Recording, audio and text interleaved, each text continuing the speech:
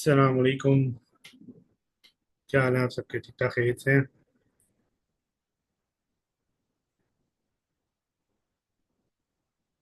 उम्मीद करता हूँ आवाज़ आ रही होगी मेरी आप सबको। अच्छा, हमारा आज के सेशन का लेक्चर 2 है। और अगर आप लोगों ने पहला सेशन याद हो आप लोगों को, तो उसमें हमारे step by step we are moving. आज हमने डिस्कस करना है कि जी ट्रेडिंग क्या होती है और फंडामेंटल एनालिसिस। हो सकता है फंडामेंटल एनालिसिस डिपेंडिंग कि जी दो सेशंस पे चला जाए, लेकिन इसके ऊपर डिपेंड करता है कि आप लोग किस तरह इसको लेके चलते हैं। खैर, पहले तो मैं ये बता दूं कि ट्रेडिंग एक्चुअली होती क्या है। अगर मैं शॉर्ट टर्म में और हल्के अल्फाजों में बात करूं तो बहुत इजी वे के अंदर, तो कमोडिटीज या सर्विसेज की बाइंग और सेलिंग जो होती है उसको हम कहते हैं ट्रेडिंग। या यूं कह लें कि कोई भी चीज़ की परचेजिंग करना और उसको सेल करना, ये इसको कहते हैं ट्रेड करना। ये हर तरह की इंडस्ट्री में होता है। और इसके अंदर अगर आप किसी थर्ड पार्टी के थ्रू कर रहे होते हैं या ब्रोकर या एजेंट कहते हैं, तो उसको एक कंपनसेशन दिया जाता है फॉर बाइंग या सेलिंग द गुड्स। अच्छा, ट्रेडिंग के अंदर स्पेसिफिकली जो हम बात कर रहे हैं और इसके अंदर बात कर रहे हैं, तो इसमें कुछ चीज़ें आती हैं जिसके ऊपर हम लोग काम करते हैं, जैसे कि फॉरेक्स होता है, that is foreign exchange. Stocks होता है, कमोडिटीज होता है, इंडिसेस होते हैं या इंडेक्स बोलते हैं जिसको हम, बॉन्ड्स होते हैं, सरकारी बॉन्ड्स रिलीज हुए होते हैं जैसे पाकिस्तानी गवर्नमेंट ने दिया हुआ है, यूएई वालों ने बॉन्ड्स रखे हुए हैं आगे पीछे, तो इस तरह के बॉन्ड्स होते हैं, उसके ऊपर काम होता है। फिर डिजिटल करेंसी है। ये सब मुख्तलिफ प्रोडक्ट्स हैं मार्केट की जिनके ऊपर काम हो रहा होता है, और हम जो है इनमें से कोई स्पेसिफिक लेते हैं। पोटेंशियल आप सब में कर लें, लेकिन बेसिक्स पीछे सबकी सेम है। लॉजिक सबकी सेम है, तरीकाकार सबका सेम है, और सब चीज़ें जो है वो एक तरीके से चलती है। और इन सबको अगर मैं समराइज करूं और मैं एलिब्रेट करूं कि जी ये कैसा है कैसे नहीं है, तो हम कर क्या रहे होते हैं इसमें, डाटा एनालिसिस करके सब कुछ देख दाख के मार्केट का सिनेरियो, मार्केट में क्या चल रहा है क्या नहीं चल रहा है, हालात कैसे हैं हालात कैसे नहीं है, किस तरह की चीज़ें हैं किस तरह की चीज़ें नहीं चल रही हैं, इन सबको देख के हम प्राइस की प्रिडिक्शन दे रहे होते हैं। चाहे वो हम सरकारी बॉन्ड्स परचेज कर रहे हो, चाहे हम स्टॉक्स परचेज कर रहे हो, चाहे हम गोल्ड ले रहे हो, चाहे हम ऑयल बाय कर रहे हो, कुछ भी कर रहे हो, तो डाटा एनालिसिस के बाद प्राइस प्रिडिक्शन की जाती है कि मार्केट ऊपर जाएगी कि मार्केट नीचे जाएगी। और इसी बेस के ऊपर हम लोग प्रॉफिट जनरेट कर रहे होते हैं। ये एक ट्रेडिंग का छोटा सा कॉन्सेप्ट है कि ट्रेडिंग होती क्या है, ट्रेडिंग में क्या क्या इन्वॉल्व है, ट्रेडिंग कैसे की जाती है, और ट्रेडिंग किस तरह होती है। तो ये एक बेस थी जो मैंने आप लोगों को बताया। अच्छा, ये टोटल एक इंट्रोडक्शन है ट्रेडिंग का। इसमें कोई बड़ी चीज़ साइंस नहीं है, ना रॉकेट साइंस से कोई ऐसी लगी हुई कि समझने में मुश्किल हो। तो हमारा जो दूसरा टॉपिक था इंट्रोडक्शन टू ट्रेडिंग, वो बस इतना सही है कि मैं आपको ये सिर्फ समझाना चाह रहा था कि ट्रेडिंग होती क्या है, किस चीज़ पर की जाती है, उसका पर्पस क्या है। तो आई होप कि ये चीज़ समझ में आ गई। अब हमारे इसी लिटरेचर के लेक्चर का, थ्योरी के लेक्चर का थर्ड जो पार्ट था वो था फंडामेंटल एनालिसिस। मैं जो आप लोगों से शेयर करने जा रहा हूँ वो तरीका कार है जिससे मैं करता हूँ, आप लोग अपनी मर्जी से चेंज भी कर सकते हैं। मैं जितना सिंप्लीफाई कर सकता हूँ अपने लिए अपने तरीके कार से, वो मैं आप लोगों को बता रहा हूँ, क्योंकि जैसे मैं कर रहा हूँ काम, मैं वही डिलीवर कर सकता हूँ। बहुत सारे आपको प्लेटफॉर्म मिल जाएंगे ऑनलाइन सोशल मीडिया पे भी जो आपको ये चीज़ें बता रहे होंगे, लेकिन मेरी एक सिंपल सी लॉजिक है, जितना सिंप्लीफाइड होगा उतना इजी है, जितना आप इसे कॉम्प्लिकेट करेंगे उतना ये मुश्किल होता जाएगा और उतना हेक्टिक होता जाएगा। तो अब हम बात करेंगे फंडामेंटल एनालिसिस की, कि फंडामेंटल एनालिसिस होते क्या हैं, कैसे होते हैं, किस तरीके से होते हैं। सबसे पहले जो है, कोई भी चीज़ हम लेते हैं, चाहे वो स्टॉक हो, चाहे वो फॉरेक्स हो, चाहे वो इंडिसेस हो, चाहे वो बॉन्ड्स हो, हम उसके बारे में उसके एक मार्केट कैप देखते हैं कि मार्केट में कैपिटलाइजेशन कितनी है, मार्केट में वो कितना यूज हो रहा है, मार्केट के अंदर कितना इन्वॉल्व है। जैसे कल मैं डॉलर की बात कर रहा था, तो दुनिया की सारी मार्केट डॉलर से चलती है, तो इसका मतलब है कि डॉलर जो है इस दुनिया में सबसे ज़्यादा चलने वाली करेंसी है। इंटरेस्टिंग बात यह है कि डॉलर अगर प्रिंट हुए होंगे 1 लाख, लेकिन मार्केट में उसकी जो सर्कुलेशन है दैट इज इन ट्रिलियंस। तो इतने डॉलर सर्कुलेट हो रहे हैं, लेकिन मजे की बात यह है कि जो प्रिंटिंग नोट्स हैं जिसको हम बिल्स बोलते हैं, वो है ही नहीं इतने। तो ये पैसा है कहाँ? ये सारा पैसा है कहाँ? ये सारा पैसा बुक्स में। ये सारा पैसा जो लेजर्स में, लेजर्स और बुक्स एक अकाउंटिंग टर्म है, ये सब चीज़ें उसके अंदर हैं, उसके अंदर लिखा जाता है जिससे हम ट्रेड करते हैं। हमारे यहाँ इन देसी टर्म एक लफ्ज़ इस्तेमाल होता है, जुबान दे दी। तो होता इस तरह है कि जी एक प्रोडक्ट आपने ली, आपने पूछा कितने की, उसने बोला 10,000 रुपये की, आपने बोला ठीक है, 15 दिन बाद मैं क्रेडिट के ऊपर रख ले रहा हूँ, पैसे आपको दे दूंगा। 15 दिन के अंदर आपने वो प्रोडक्ट 10 या 12,000 बेच दी, आपने उस बंदे को 10,000 वापस किया, आपने 2,000 प्रॉफिट बना लिया। तो this is what trading is all about. खैर, सबसे पहली इंपॉर्टेंट चीज़ कि हमें जो है वो मार्केट के अंदर किसी भी चीज़ की वैल्यू पता होनी चाहिए कि वो मार्केट में कैपिटलाइजेशन उसकी कितनी है, कैसे कैसे नहीं। ये मैंने एक वेबसाइट खोली हुई है, कॉइन मार्केट कैप, ऊपर आप लोगों को नजर आ रहा होगा ये लिखा हुआ है। इसका पर्पस क्या है, इसका मकसद क्या है, क्योंकि मैं जो है वो डिजिटल करेंसी के अंदर काम कर रहा हूँ। तो मैं आपको डिजिटल करेंसी के हिसाब से बताऊंगा कि जी कैसे है, कैसे नहीं है, किस तरह नहीं है। अब मार्केट क्या भी होती है कि भाई मार्केट के अंदर किसी भी चीज का पैसा कितना इन्वेस्ट हुआ हुआ है और कितना पैसा जो है वो इस वक्त चल रहा है। अब सपोजिंगली मैं सबसे पहले उठा लेता हूँ, यहाँ पे नजर आ रहा होगा नंबर 1 के ऊपर BTC, बिटकॉइन। बिटकॉइन जो है उसकी डिटेल्स लिखी हुई है कि इस वक्त प्राइस क्या चल रही है, एक आवर में से कितनी फ्लक्चुएशन है, 24 घंटे में कितनी फ्लक्चुएशन हुई है, एक वीक में कितने परसेंट चेंज हुआ है, मार्केट कैपिटलाइजेशन कितनी है इसकी, कितना वॉल्यूम है, यानी कि कितने अवेलेबल है इस मार्केट में, और इसे कितने सर्कुलेट कर रहे हैं मार्केट में। तो ये एक बेसिक सी डिटेल है इसकी मौजूद है। अब ये प्राइस कैसे निकलती है, इंपॉर्टेंट इज दैट हमें ये देखना है कि ये प्राइस कैसे निकलती है। इसका एक सिंपल सा फॉर्मूला है, मैं आपको स्क्रीन पर कैलकुलेट करके दिखाता हूँ, शायद आप लोगों को ये चीज़ इस तरह समझ में आ जाए। अच्छा, वैसे तो मैं शुरू में बोलता नहीं हूँ, लेकिन आप सब जो हैं वो एक चीज़ अपने पास रखा करें हर वक्त, ऑल द टाइम, या लेक्चर्स में आप लोगों से शेयर कर लेता हूँ यूट्यूब के ऊपर। तो आप लोग उससे भी ये काम कर सकते हैं कि आप लोग नोट्स ज़रूर लिया करें। नोट्स इसलिए लिया करें कि अगर आपको इस चीज़ पे काम करना है, आपको ये याद करना है, आपको इसे प्रैक्टिस करनी है, तो you need to take notes. इसके अलावा कोई और अल्टरनेट तरीका नहीं है मेरी नज़र में कि आप जो हैं वो इसको किसी तरह मेमोराइज करें। सीख तो इतना जाएंगे आप लोग 4-5 दिन के अंदर, 6 दिन के अंदर। मैक्सिमम विल टेक 7 लेक्चर्स के आप लोग जो हैं वो खुद से ट्रेड ले सकें। लेकिन मेरी सजेशन ये है कि ये फौरन से काम नहीं करना है, इसको थोड़ा टाइम देना है, उसके बाद ही काम करना है। खैर, मैं आप लोगों को बता रही प्राइस कैसे कैलकुलेट होती है, कैसे पता चलता है कि प्राइस कितनी कितनी नहीं है। Market cap divided by circulating supply, ये एक सिंपल सा फॉर्मूला है। मार्केट कैप इस वक्त चल रहा है इसका 113938154402 था।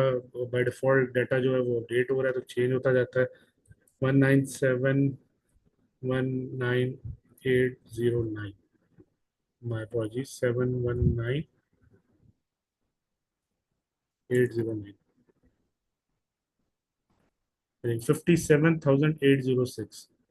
ये किसी भी कमोडिटी को लेने से पहले, चेक करने से पहले, उसके बारे में उसकी प्राइस किस तरह आ रही है, कैसे आ रही है, ये आपको जब टेक्निकल एनालिसिस करेंगे तो समझ में आएगी लॉजिक। लेकिन एक बेसिक सा फॉर्मूला बता रहा हूँ कि अगर आपको प्राइस कैलकुलेट करनी है तो आपको करना क्या है।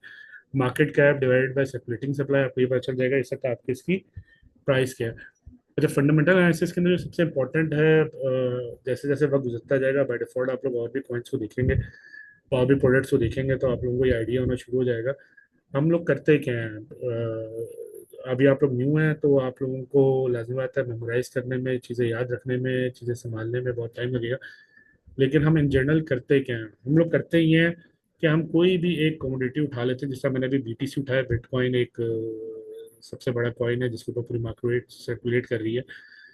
इसको खोलने के बाद लेफ्ट साइड पे जहाँ पे भी मेरा माउस का पॉइंटर है, इफ यू सी, आप लोग देख रहे होंगे यहाँ पे इसका मार्केट कैप आ रहा है, सप्लिटिंग सप्लाई आ रहा है, टोटल सप्लाई कितनी है मार्केट में वो ये बता रहा है, मैक्सिमम सप्लाई कितनी जा सकती है, फुली डाइल्यूटेड मार्केट कैप कितना है इसका। एक जनरल चीज़ है, लेकिन उससे ज़्यादा इम्पोर्टेंट कि ये प्रोडक्ट मार्केट में रहेगी नहीं रहेगी, कहीं नुकसान तो नहीं देगी, भाग तो नहीं जाएंगे लोग, पैसा तो नहीं डूब जाएगा। तो ये बहुत इंपॉर्टेंट चीज़ है, इसके लिए 4-6 चीज़ें हमारे लिए देखना बहुत ज़रूरी है। जिनमें सबसे पहले इज कि जो भी कम्युनिटी है, प्रोडक्ट है, उनका वेबसाइट। वेबसाइट इसलिए इम्पोर्टेंट है क्योंकि अगर इनकी वेबसाइट एग्जिस्ट नहीं कर रही है तो आपको डिटेल्स मिलेंगी नहीं। उसके बाद इनका वाइट पेपर, जो कि ये वाइट पेपर आपको बताएगा कि ये प्रोडक्ट बनी किस लिए है, इसका पर्पस क्या है, ये क्यों मार्केट के अंदर चल रही है, मार्केट में ये करना क्या चाह रही है, लोगों को कैसे फैसिलिटेट कर रही है, किस टाइप की प्रोडक्ट है, क्या ये प्रॉब्लम सॉल्व कर रही है, क्या ये लोगों के लिए गेमिंग पर्पस से आई हुई है। मल्टीपल रीजन हो सकती हैं, लेकिन वाइट पेपर इज मैंडेटरी। जिस कॉइन का वाइट पेपर ना हो, जिस प्रोडक्ट का वाइट पेपर ना हो, वेबसाइट आपको ना मिल रही हो, तो उस प्रोडक्ट से जितना दूर रह सकते हैं रहें, चाहे वो जितनी भी लुक्रेटिव हो, चाहे जितना भी नजर आ रहा हो कि पैसे दे सकती है वो, लेकिन ऐसा नहीं करना है। क्योंकि अगर ऐसा किया आप लोगों ने, ऐसा देखा, इसको सोचा, तो कल को चाहे वो 1 रुपया लगाया हो, चाहे 1 लाख लगाया हो, चाहे 10 लाख लगाया हो, डूबने में सेकंड नहीं लगता। तो हलाल के पैसे हैं भाई, इस चीज़ का बड़ा ख्याल कीजिएगा। आपको पता होना चाहिए, आप आके इसके ऊपर स्टडी करेंगे, कोई भी नई चीज़ आती है, कोई पुराना कॉइन है जिस पर आप लोग इंटरेस्ट शो करते हैं प्रोडक्ट को सेलिंग और परचेजिंग में, तो आप उसकी ये सारी डिटेल जाके देखेंगे, उनकी टीम क्या काम कर रही है, उनका विजन क्या है, उनके साथ कौन कौन पार्टनरशिप के अंदर मौजूद है। ब्लॉकचेन की डिटेल आप लोगों को अभी समझ नहीं आएगी, वो जैसे जैसे आप एक्सप्लोर करेंगे, उसके लिए गिटहब इज हेयर, जिसका काम ही यही है कि कोडिंग डिजाइन करता है और ये सब काम करता है।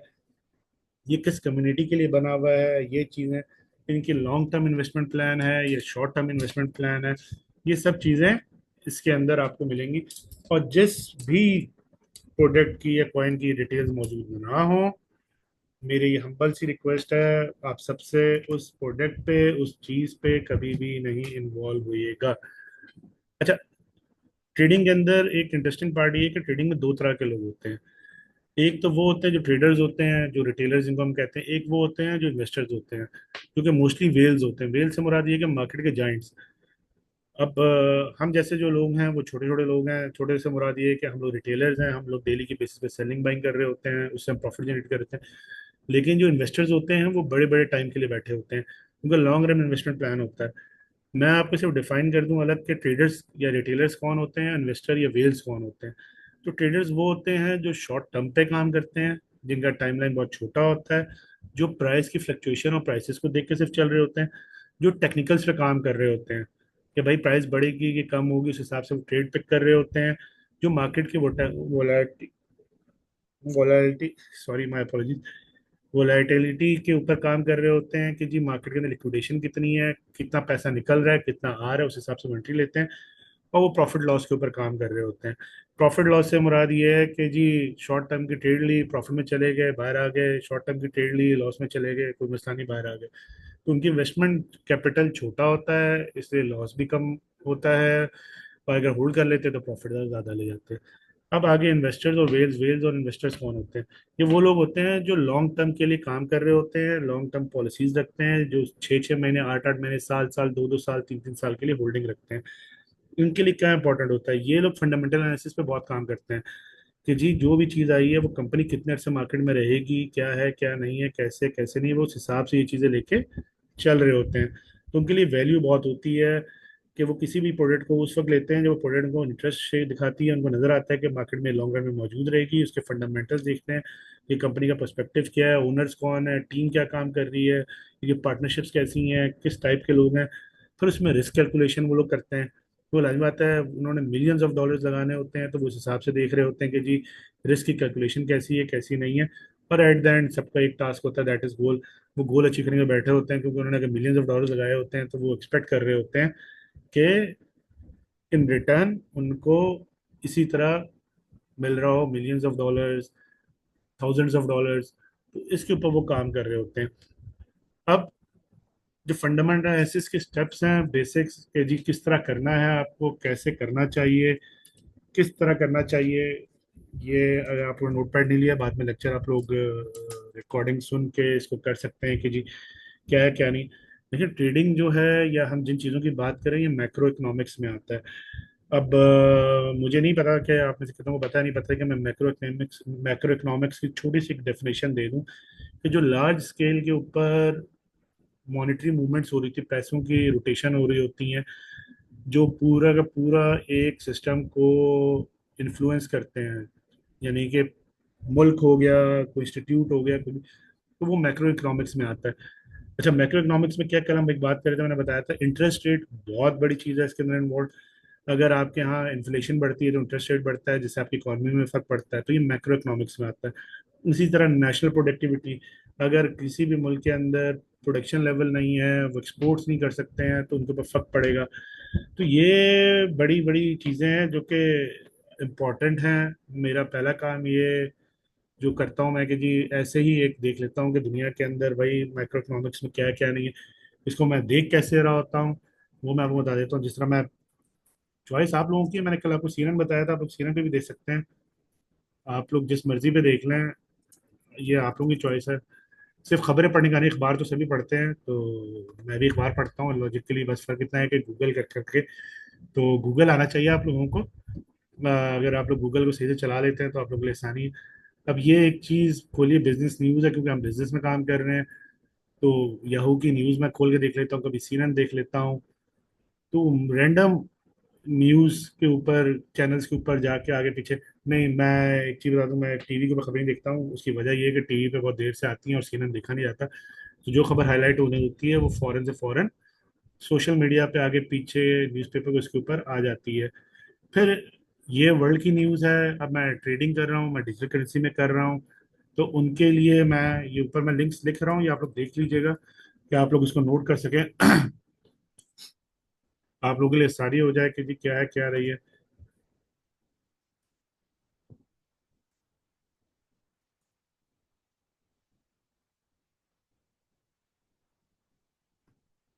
अब एक है क्वाइन टेलीग्राफ और एक है क्वाइन डेस्क।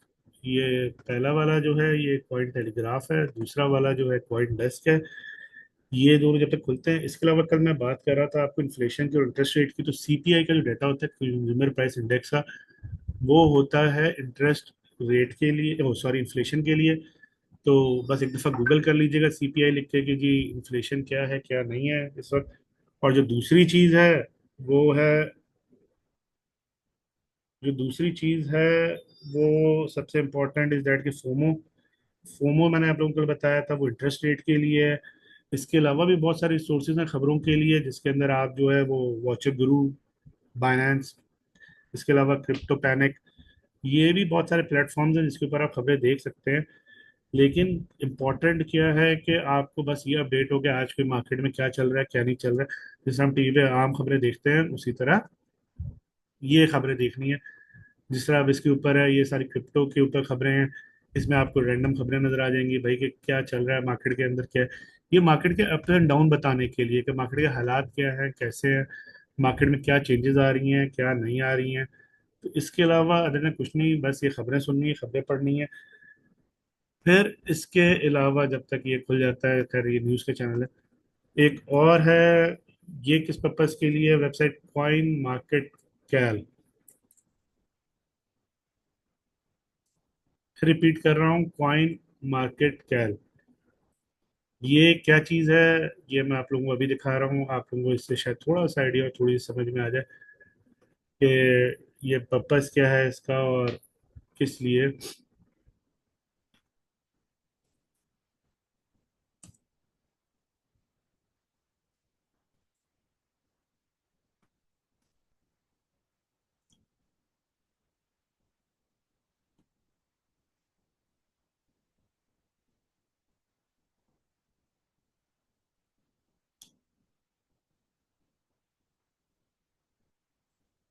अच्छा, जब तक ये खुल रहा है तब तक मैं एक इंपॉर्टेंट चीज बताऊं। देखें, फियर एंड ग्रीड इंडेक्स में कल आपको बता रहा था कि लोगों के सेंटिमेंट्स क्या होते हैं, माइंड सेट क्या होता है लोगों का।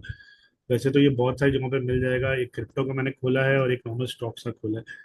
ये दोनों क्यों खोले हैं, इसका एक पर्पज है छोटा सा। उससे पहले अल्लाह भला करे, कॉइन मार्केट कैल, अच्छा कॉइन मार्केट कैल की जो वेबसाइट है वो आपको ये बताती है कि भाई एयर ड्रॉप्स इस वक्त मार्केट के अंदर कौन सा कॉइन पंप कर रहा है, कौन सा कॉइन डंप कर रहा है, कौन सा इंपॉर्टेंट कॉइन चल रहा है, किस कॉइन के ऊपर इन्वेस्टमेंट की जा सकती है, कौन सा न्यू लिस्टिंग होने वाला है। ये डेट वाइज डेली अपडेट हो रहा होगा, इसमें खबरें भी आ रही होंगी, सब कुछ हो रहा होगा। लेकिन फिर वही बात मेरी कि बता दिया आपको, दिखा दिया, लेकिन इसका हरगिज ये मतलब नहीं है। अब इससे ये हॉट एयर ड्रॉप्स हैं, अगर आप इसमें ज्वाइन कर लेते हैं तो फ्री के एयर ड्रॉप्स मिलेंगे, बाद में कॉइन रिलीज होगा, आपको ये कॉइन मिल जाएंगे।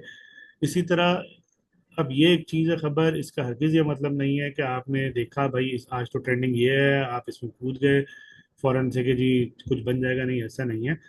आपने देखना है इसको खोल के कि जी इसको कितने लोगों ने फॉलो किया है, खबर की जेन्युइन न्यूज़ कितनी है, कितने लोग जो हैं वो इसको फॉलो कर रहे हैं, इसका प्रूफ क्या है, ये खबर कहाँ से आई है, ये सब चीज़ें, सोर्सेज क्या है इसकी, किस एक्सचेंज में अवेलेबल है, लोगों का कॉन्फिडेंस कितना नजर आ रहा है, ये फेक और रियल के वोट्स हैं कि लोगों ने कितना इसको वो किया है। तो ये सब चीजें देखने के बाद ही पुश करना है, ऐसा नहीं है कि बस आंखें बंद करके कूद गए और मैंने बताया है तो भाई आप लोग कूद रहे हैं इसके अंदर। नहीं, ऐसा नहीं है। अब आप देखें एक सिनेरियो में, एक है ये जो स्टॉक मार्केट है, generally fear and greed की कि मार्केट में सब चल क्या रहा है और मार्केट में कैसा है सब कुछ। तो ये एक देखना है आपने, जिस तरह इसमें ग्रीड दिखा रहे हैं, अभी न्यूट्रल से थोड़ा ऊपर है, कल ये न्यूट्रल पे था। लोग जो हैं वो कल मूड में नहीं थे खरीदने के, आज मूड है खरीदने का, तो इसलिए थोड़ा सा बढ़ा हुआ है। अच्छा, जब ये यहाँ से और इससे आगे क्रॉस कर जाए तो इसका बिल्कुल ये मतलब नहीं है कि आप लोग बाइंग की तरफ चले जाएं, खरीदना शुरू कर दें और ये सोचें कि जी मार्केट के अंदर लोग खरीद ही रहे हैं और सबको लालच है। नहीं, प्राइस मूवमेंट की एडजस्टमेंट हमेशा होती है, वो आज नहीं तो कल गिरेगा गिरेगा और ऐसे ही।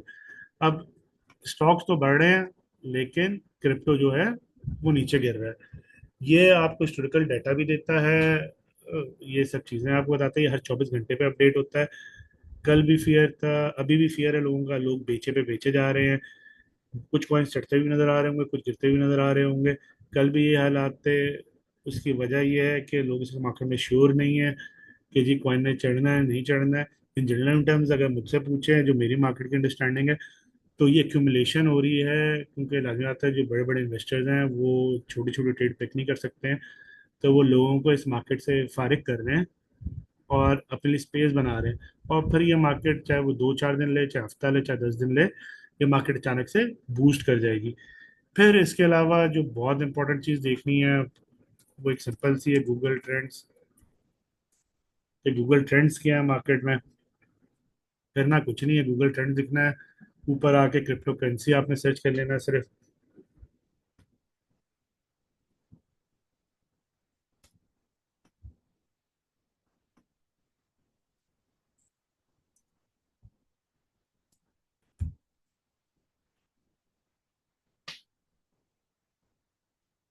अच्छा, ये क्रिप्टो करेंसी के ट्रेंड्स खुलेंगे, हमने पास्ट 1 ईयर का देखना है और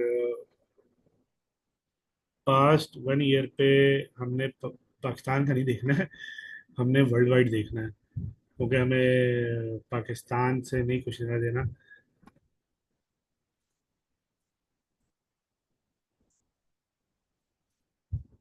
तो मैंने शायद कल भी बताया था आप लोगों को और पहले भी जिक्र किया था कि ये मार्केट जो है बेसिकली इंटरनेशनल है, दुनिया के ऊपर चलती है।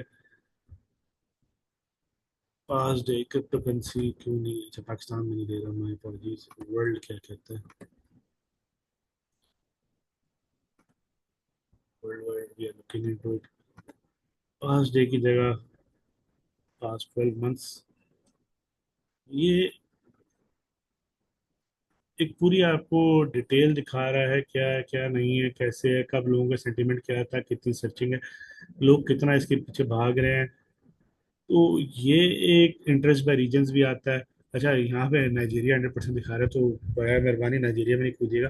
वो दुनिया के सबसे ज़्यादा स्कैम जो है ना वो इन्हीं कंट्रीज में होते हैं, जो अफ्रीकन कंट्रीज हैं, नाइजीरिया, इथोपिया, सोमालिया। तो ऐसी चक्करों में नहीं इन्वॉल्व होना। बिटकॉइन भी लिख के सर्च कर सकते हैं आप लोग, मार्केट का ट्रेंड पता चल जाएगा। तो ये सब चीज़ें बहुत इंपॉर्टेंट है ट्रेंड चेक करने के लिए। अगर आप लोगों ने पाकिस्तान में, आई डोंट नो इसे तो ओपन है कि नहीं है, रेडिट, रेडिट पे अकाउंट होना ज़रूरी है आप लोगों का खबरों के पर्पज से। इसी तरह ट्विटर, ट्विटर का अकाउंट बहुत ज़रूरी है आप लोगों के लिए। उसका फ़ायदा क्या है, उसका फ़ायदा सिर्फ छोटा सा है कि इसके ऊपर ट्रेंड्स पता चल जाते हैं कि जी ट्रेंड्स किसके कितने चल रहे हैं, कितने नहीं चल रहे हैं। हमारे लिए क्रिप्टो करेंसी या डिजिटल करेंसी इंपॉर्टेंट, तो ट्विटर के ऊपर और रेडिट के ऊपर अकाउंट आप लोगों का होना ज़रूरी है। इस पर ज़रूर देख लीजिएगा। फिर सबसे इम्पोर्टेंट चीज़ कुछ भी है आगे पीछे, कॉइन मार्केट कैप, मैंने पहले भी बताया था, कॉइन मार्केट कैप पे आ जाएं आप लोग। कॉइन मार्केट कैप पे आके करना कुछ नहीं है हमने, ये आ जाए मेरी स्क्रीन पे तो मैं आप लोगों को बताता हूँ।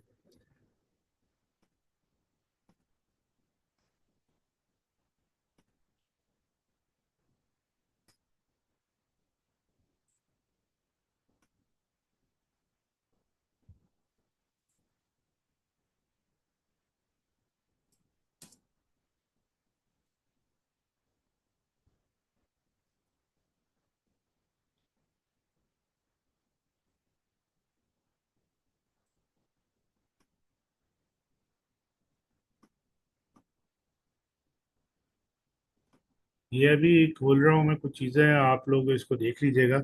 जैसे वेल्स एक्यूमुलेशन है किन की है, दैट इज ऑफ बिटकॉइन।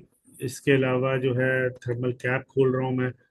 ये क्या है क्या नहीं अभी मैं आप लोगों को समझा देता हूँ with in short span of time. ये बहुत ज़रूरी चीज़ें हैं, ये ज़रूर। अच्छा, ये रेगुलर नहीं करना है ये सब कुछ। वीकली, वीकली मौका ना मिले आपको तो 10 दिन पे एक बार बस नज़र मारनी है।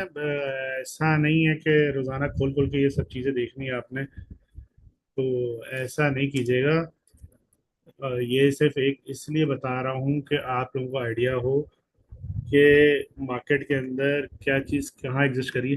ये वो चीज़ें शायद आपको कोई नॉलेज में ना डाल सके, या आगे पीछे आप लोगों को ना पता चले। मेरा नहीं ख्याल है सोशल मीडिया पे डिटेल्स मिल भी जाएंगी, लेकिन ये ज़रूरी है। हफ्ता 10 दिन में 15 दिन में एक बार ज़रूर खोल के देख लें कि ये सब क्या कहता है क्या नहीं कहता है। इससे आपको सिर्फ एक मार्केट की अंडरस्टैंडिंग मिल जाएगी, एक मार्केट की नो हाउ मिल जाएगी, एक मार्केट की नॉलेज मिल जाएगी कि ये मार्केट जो है वो कैसी है कैसी नहीं है। अच्छा, वेल्स एक्यूमुलेशन से क्या मुराद है? वेल्स एक्यूमुलेशन से मुराद ये है कि इस वक्त मार्केट के अंदर जो जाइंट्स हैं उन्होंने कितनी बड़ी बड़ी होल्डिंग की हुई है। तो ये एक चार्ट है मंथली परसेंट चेंज के हिसाब से कि भाई बिटकॉइन की प्राइस ये हाँ है। अगर चलिए ये आपको शीट में नजर आएगा, मैं बताऊंगा कि समय कहाँ अच्छी आपको मिल सकती है। और इस वक्त जो होल्डिंग्स हैं वो कितनी हैं, ये सारी की सारी जो है प्राइस चल रही है सब मार्केट में, ये वो हैं जो लोगों ने होल्ड किए हुए। किन्होंने होल्ड किए हुए? वेल्स ने होल्ड किए हुए। वेल्स कौन है? वेल्स वो हैं जो मार्केट को मैनिपुलेट करते हैं। तो ये बहुत जरूरी है, हमें पता होना चाहिए कि कौन कौन है, कितना बड़ा है। क्योंकि अगर लाजमी बात है कि किसी ने 10% की होल्डिंग की है और अगर वो अपना पैसा निकाल लेगा तो मार्केट गिर जाएगी। तो ये चीज़ें बहुत इंपॉर्टेंट हैं, ये हफ्ता 10 दिन में एक बार नज़र मार लेनी चाहिए ताकि हमें अंदाज़ा हो जाए क्या है क्या नहीं है। सेकंड थिंग जो मैंने बोला वो थर्मोकैप है। थर्मोकैप क्या होता है ये मैं आप लोगों को वैसे समझा देता हूँ कि ये रेशो है प्राइस की, कि जी इस वक्त प्राइस क्या चल रही है। और जो बीटीसी, अच्छा माइंड का, माइन होने का मतलब ये है कि कोई डिजिटल करेंसी है। तो जैसा पैसे प्रिंट होते हैं तो इसी तरह ये माइन होती है कोई भी करेंसी। तो कितनी करेंसी माइन हुई हुई है इस वक्त, और इस वक्त मार्केट में जो प्राइस है उसका रेशो है, इन दोनों के दरमियान का ये रेशो है कि भाई ये क्या चल रहा है। तो उसका ग्राफ है, ये डिटेल में मैं बाद में समझाऊंगा जब टेक्निकल एनालिसिस करेंगे। तो एक चीज़ ये आप लोगों को अंदाज़ा होना चाहिए। फिर इसके अलावा मैंने यहाँ पे खोला था, ये क्यों खोला था ये मैं आपको बता दूं। ट्रेडिंग, कॉइन मार्केट कैप देखें इम्पोर्टेंट क्या है हमारे लिए। हमने ये खोलने के बाद हमें जो सबसे पहली चीज़ देखनी है इसके अंदर वो सिर्फ देखनी है रैंकिंग। रैंकिंग क्यों देखनी है हमने? कि हमें सिर्फ ये अंदाज़ा हो जाए मार्केट के अंदर इस वक्त। हम इसमें आएंगे, ये रैंकिंग के ऑप्शन है, आप इस पर क्लिक कर लीजिएगा। इस पर पता चल जाएगा इस वक्त कौन सा कॉइन ऊपर चल रहा है, कौन सा कॉइन नीचे चल रहा है लास्ट 24 आवर्स में। तो उस कॉइन के ऊपर आप स्टडी कर सकते हैं कि जी मार्केट में क्या कहता है क्या नहीं कहता है। क्योंकि जिसमें लिक्विडिटी ज़्यादा हो गई वो वो ज़्यादा वो चलेगा और ज़्यादा ही पुश करेगा। तो उस हिसाब से हमें देखनी है चीज़ें, उस हिसाब से लेके चलनी है। ये इस तरह ट्रेडिंग व्यू मैंने खोला है, आप लोगों को बोला था मैं ट्रेडिंग व्यू के ऊपर आप लोग अपनी एक आईडी बना लें। छोटी सी चीज़ें जो इसमें हम टेक्निकल एनालिसिस में डिस्कस करेंगे, लेकिन ये भी एक फंडामेंटल का पार्ट है।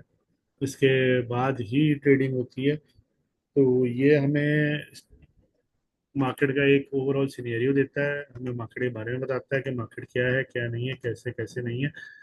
तो ये हम इस पर्पज से यूज करते हैं। अच्छा ये माय apologies, ये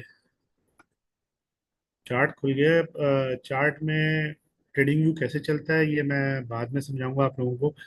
टेक्निकल एनालिसिस का पहला लेक्चर ही यही है कि ये कैसे रन होता है और कैसे नहीं रन होता है। तो मुझे पूरा तो मैं आप लोगों को बताऊं।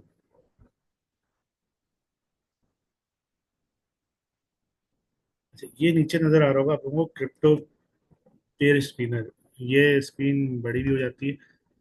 इसमें अभी सारी डिटेल्स आ जाएंगी रिगार्डिंग के जी कौन सा कॉइन है, क्या कॉम्बिनेशन है, किस एक्सचेंज पे है, किस तरह चल रहा है, किस तरह नहीं चल रहा है। तो हम एक फंडामेंटल एनालिसिस कर लेते हैं जनरल सा, फिर उसके ऊपर टेक्निकल एनालिसिस करते हैं। तो ये डेली यूज में है। डेली यूज में क्यों है, उसकी वजह ये है कि हम डेली जो है वो पॉइंट्स के ऊपर काम कर रहे होते हैं, तो हमें इधर से एक असिस्टेंस मिल जाती है। तो हमें सिलेक्शन करने में आसानी होती है। अब इतने सारे कॉइन्स हैं, जैसे यहाँ पे दिखा रहा है टिकर्स में मैचेस 43,000, वैसे तो कॉइन्स जो वो मिलियंस के अंदर है। तो जो जर्नल इनके पास चल रहे हैं उसको हम देख रहे हैं सिर्फ, ये हमारे ऊपर सिलेक्शन हम कैसे करते हैं कैसे नहीं करते हैं। तो ये टेक्निकल एनालिसिस में मैं डिटेल में समझा दूंगा, लेकिन ये चीज़ भी एक फंडामेंटल्स के अंदर देखी जाती है। खैर ये अभी तक चार्ट ओपन हो रहा है, मैं आपको वैसे बता दूं HODL वेव्स क्या होती हैं और वो भी बिटकॉइन से रिलेटेड क्या होती हैं क्या नहीं होती। अच्छा HODL जो वेव्स हैं वो हेल्ड फॉर लॉन्गर पीरियड्स कहलाती हैं। ये अगर ग्राफ खुल जाता है तो आपको नजर आएगा कि इसमें टाइम ड्यूरेशन आ रहा है कि जब से बिटकॉइन मार्केट में आया है लोगों ने कितने अरसे से होल्डिंग की हुई है। तो एक दिन दो दिन तो नहीं होगा, मेरे ख्याल में 3 महीने से शुरू होता है और 3 महीने से लेकर 10-10 साल 12-12 साल तक का डाटा है इसमें, कि लोगों ने कितने लंबे की टाइम पीरियड के लिए होल्डिंग की हुई है। तो वो मैं बताता हूँ कितने परसेंट होल्ड है जो 10 साल से लोगों ने किया हुआ है, कितने परसेंट होल्ड है जो 2 साल से किया हुआ है, कितने परसेंट होल्ड है जो 1 साल से किया हुआ है। ये हमारे सेंटर, ये चीज इसलिए मैंने बोली थी रैंकिंग खोलने के लिए। अब ये रैंकिंग वाइज है कॉइन के, सबसे ऊपर कौन सा है, कौन से दूसरे नंबर पर चल रहा है, कौन से तीसरे नंबर पर चल रहा है। ये सिर्फ ये बता रहा है कि सर मार्केट के अंदर सबसे ज्यादा मार्केट कैप किसका है। मार्केट कैप में आप लोगों को पहले ही बता चुका हूँ क्या चीज़ होती है, तो उससे आप लोगों को ये अंदाजा हो सकता है कि कॉइन जो है वो मार्केट के अंदर सबसे ज्यादा कौन सा पुश हो रहा है और कौन सा नहीं हो रहा है। अच्छा ये एक मैंने इंडिकेटर खोला था, NUPL इंडिकेटर जो कहते हैं, इसकी एब्रीवेशन या इसका मतलब ये है net unrealised profit and loss. ये आपको ग्राफ बता रहा होता है सिंपल सी बात कि लोग कहाँ बैठे हुए हैं, कितने लोग डर के बेच रहे हैं, कितने लोग जो हैं वो लालच में खरीद रहे हैं। ये सब चीजें, ये एक लिक्विडिटी रेशियो पॉइंट भी बताता है कि कितने परसेंट तक जो है वो पैसा जो है वो अभी तक मार्केट के अंदर स्टक है, लोग नहीं निकाल रहे हैं। तो अगर अंदाजा एक मिसाल दे रहा हूँ, ये पर सेकंड के हिसाब से कहानी चलती है, ये नजर आ रहा है। ये 46.2% था February 5 2014 को, 42,000 समथिंग डॉलर थे पर सेकंड के हिसाब से। अगर ये उस वक्त एक्यूमुलेट हो रहा था या खड़ा हुआ था या कुछ भी था, माय अपॉलॉजीज, ये है उस की प्राइस इसकी। उस वक्त लोगों ने होल्डिंग मारी है 42%। कितने पे जब प्राइस थी 39.447। अब ये वक्त के साथ साथ बढ़ती गई है, उसकी वजह ये है कि लोगों को आइडिया था कि मार्केट रेस करे। ये इस तरह एक्यूमुलेशन होती है। 50,000 तक चली गई इसकी कीमत, 53 तक % लोग जो थे वो मौजूद थे जिन्होंने इसको होल्ड करके रखा था। ये अनरियलाइज्ड प्रॉफिट एंड लॉस है। इसमें कुछ लोग मार्केट से बाहर भी हो जाते हैं, कुछ लोग मार्केट के अंदर स्टक कर जाते हैं। तो ये भी कभी कभी देख लेना चाहिए। उसकी वजह ये है कि अगर आप नहीं देखेंगे तो मार्केट का एक सेंटीमेंट आपको नहीं पता चलेगा कि मार्केट क्या कह रही है और कैसे कह रही है। अच्छा ये एक जो मैं बात कर रहा था HODL वेव्स, ये ग्राफ वैसे ही खुद एलिब्रेटिव है। ये नीचे आपको नजर आ रहे होंगे, इनका मकसद क्या है। ये लेस देन 10 ईयर्स, बस 10 साल से कम अरसा हुआ है। नहीं, I believe this is greater than 10 years. 10 साल से ज्यादा का अरसा हो गया जिन्होंने होल्ड किया, वो किससे मार्क है। ये वो लोग हैं कितने परसेंट जी जिन्होंने 10 साल से होल्ड किया हुआ है BTC। आज से 10 साल पहले BTC अगर रहा होगा सपोजिंगली 3-4 हज़ार डॉलर या 1,000 डॉलर, तो आज उसकी कीमत जो है $55,000 है। तो जस्ट इमेजिन के अगर उसने 2 बिटकॉइन भी होल्ड किए हैं तो $1,00,000 तो बना के वो वैसे ही बैठा हुआ है। तो ये कभी कभी नजर मार लेना चाहिए, कभी कभी देख लेना चाहिए कि क्या है क्या नहीं है, कैसे कैसे नहीं। अच्छा, ये ज़रूरी नहीं है, ये बाय डिफॉल्ट की बात है। 10 लाख 10 साल से पहले ज़्यादा होल्ड किया हुआ अर्सा तो उसने यहाँ कहीं पिक किया होगा इसको।